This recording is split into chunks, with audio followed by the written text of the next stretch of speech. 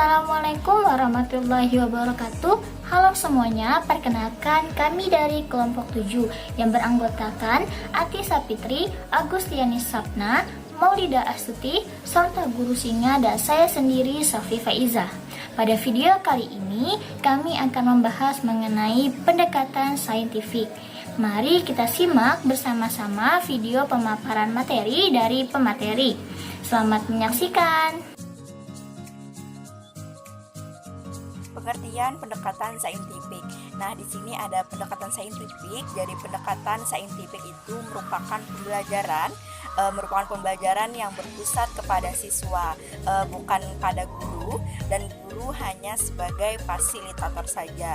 Kemudian pendekatan saintifik ini berisikan proses pembelajaran yang didesain agar siswa mengalami belajar secara aktif.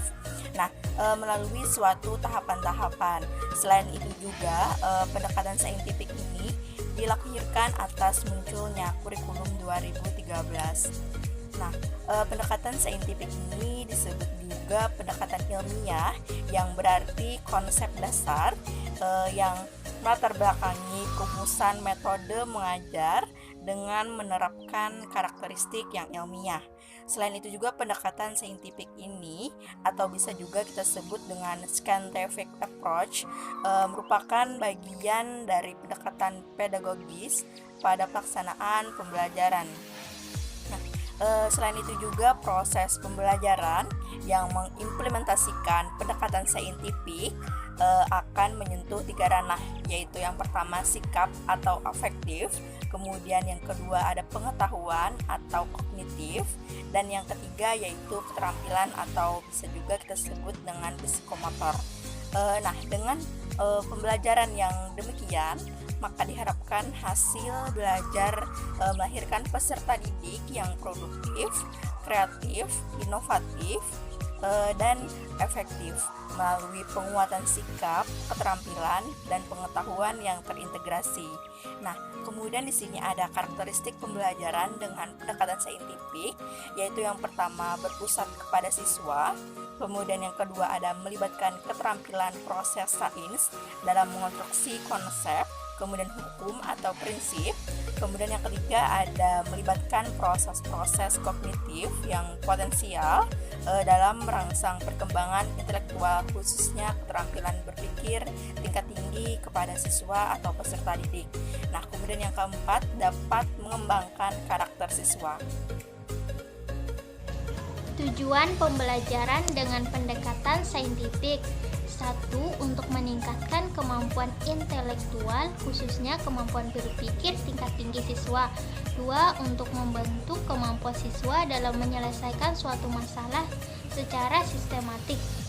3. Terciptanya kondisi pembelajaran di mana siswa merasa bahwa belajar itu merupakan suatu kebutuhan. 4. Untuk melatih siswa dalam mengomunikasikan ide-ide, khususnya dalam menulis artikel ilmiah. 5. Diperolehnya hasil belajar yang tinggi. Yang keenam, untuk mengembangkan karakter siswa. Prinsip-prinsip pembelajaran dengan pendekatan saintifik. 1. Pembelajaran berpusat pada siswa. 2. Pembelajaran membentuk student self-concept. 3. Pembelajaran terhindar dari verbalisme. 4. Pembelajaran memberikan kesempatan pada siswa untuk mengasimilasi dan mengakomodasi konsep hukum dan prinsip. 5. Pembelajaran mendorong terjadinya peningkatan kemampuan berpikir siswa. Yang keenam, pembelajaran meningkatkan motivasi belajar siswa dan motivasi mengajar guru. Yang ketujuh, memberikan kesempatan kepada siswa untuk melatih kemampuan dalam komunikasi. Yang kedelapan, adanya proses validasi terhadap konsep, hukum, dan prinsip yang dikonstruksi siswa dalam struktur kognitifnya. Implementasi pendekatan saintifik pada pembelajaran tematik. Pendekatan yang dapat dijadikan sistem agar tercapainya pembelajaran yang diharapkan ialah pendekatan saintifik. Pendekatan saintifik berperan penting agar tercapainya materi yang diajarkan guru pada mata pelajaran tematik di SD. Pembelajaran tematik membantu peserta didik memiliki kompetensi sikap, pengetahuan, dan keterampilan. Agar tercapainya ketiga kompetensi yang diharapkan pada pembelajaran tematik, maka pendekatan saintifik adalah solusinya untuk menjadikan pembelajaran yang aktif. Pendekatan saintifik dapat dijadikan sebagai pemecah masalah terhadap belajar peserta didik. Pendekatan saintifik dapat mendorong peserta didik untuk aktif, kreatif, inovatif, produktif, dan berkarakter dalam proses pembelajaran tematik. Selain itu, dapat menjadikan peserta didik lebih aktif dalam ranah sikap pengetahuan, keterampilan, juga dapat mendorong peserta didik untuk melakukan penelusuran guna menemukan fenomena-fenomena yang terjadi di lingkungannya. Adapun mengenai langkah-langkah pendekatan saintifik pada aktivitas belajar peserta didik sebagai berikut. Yang pertama, mengamati. Aktivitas mengamati dapat diartikan sebagai upaya yang dilakukan secara sadar dengan menggunakan indera penglihatan, pendengaran, penciuman, peraba, dan perasa pada fakta atau peristiwa tertentu. Mengamati merupakan metode yang mengutamakan kebermaknaan proses pembelajaran atau meaningful learning. Kegiatan belajar yang dilakukan dalam proses mengamati ialah dengan membaca, mendengar, menyimak, dan melihat. Kemudian yang kedua, menanya. Menanya merupakan kegiatan pembelajaran yang dilakukan dengan cara mengajukan pertanyaan suatu penjelasan yang belum dimengerti dari yang diamati atau pertanyaan untuk mendapatkan informasi tambahan tentang apa yang diamati. Selanjutnya, 3. Mencoba. Eksperimen merupakan kegiatan pembelajaran yang berupa perlakuan melalui percobaan dalam mencari informasi seperti membaca buku teks atau website, melihat suatu objek atau kejadian atau aktivitas, dan wawancara dengan narasumber. Yang keempat, menalar.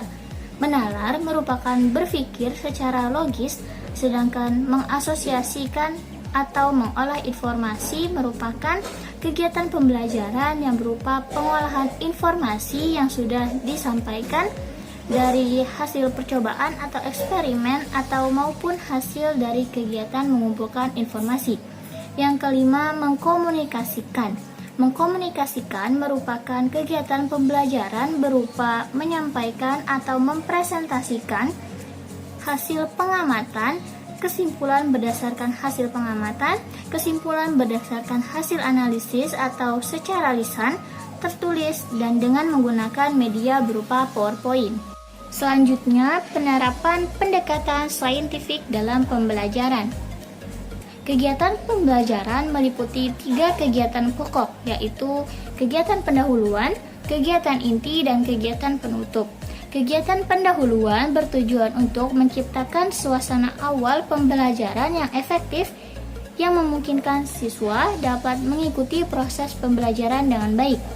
Dalam metode saintifik, tujuan utama kegiatan pendahuluan adalah memantapkan pemahaman siswa terhadap konsep-konsep yang telah dikuasai yang berkaitan dengan materi pelajaran baru yang akan dipelajari oleh siswa. Dalam kegiatan ini, guru harus mengupayakan agar siswa yang belum paham suatu konsep dapat memahami konsep tersebut. Sedangkan siswa yang mengalami kesalahan konsep, kesalahan tersebut dapat dihilangkan. Kegiatan inti merupakan kegiatan utama dalam proses pembelajaran atau dalam proses penguasaan. Pengalaman belajar, learning experience siswa. Kegiatan inti dalam pembelajaran adalah suatu proses pembentukan pengalaman dan kemampuan siswa secara terprogram yang dilaksanakan dalam durasi waktu tertentu. Kegiatan inti dalam metode saintifik ditujukan untuk terkonstruksinya konsep, hukum, atau prinsip oleh siswa dengan bantuan dari guru melalui langkah-langkah kegiatan pembelajaran yang diberikan. Kemudian selanjutnya, kegiatan penutup ditunjuk oleh 2 hal pokok. Pertama, validasi terhadap konsep, hukum, atau prinsip yang telah dikonstruk oleh siswa. Kedua, pengayaan materi pelajaran yang dikuasai siswa. Contoh kegiatan pendahuluan, kegiatan inti, dan kegiatan penutup diberikan di bawah ini. Contoh kegiatan pendahuluan. 1. Mengucapkan salam. 2. Guru mengingatkan kembali tentang konsep-konsep yang telah dipelajari oleh siswa yang berhubungan dengan materi baru yang akan dibelajarkan. Yang ketiga, menyampaikan tujuan pembelajaran. Kemudian, contoh kegiatan inti. Yang pertama, 1. Mengamati. Kedua, menanya.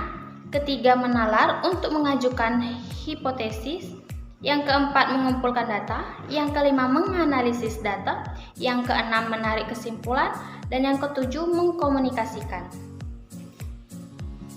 Kemudian, contoh kegiatan penutup. Yang pertama, dalam mapel IPA misalnya, guru meminta siswa untuk mengungkapkan konsep, prinsip, atau teori yang telah dikonstruk oleh siswa.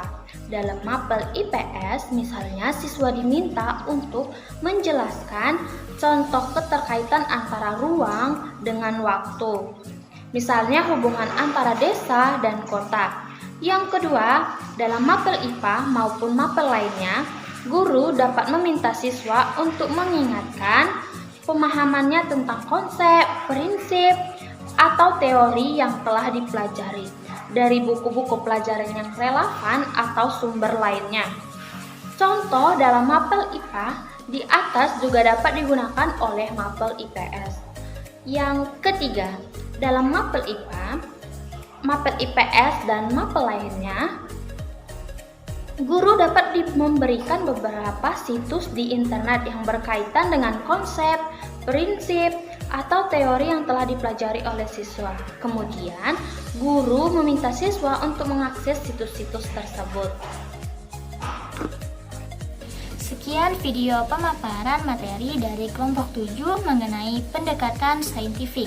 Semoga materi yang sudah kami sampaikan dapat bermanfaat. Kami dari kelompok 7 memohon maaf apabila ada kesalahan dan kekurangan dalam penyampaian materi. Sekian dan terima kasih. Wabillahi taufiq wal hidayah. Wassalamualaikum warahmatullahi wabarakatuh.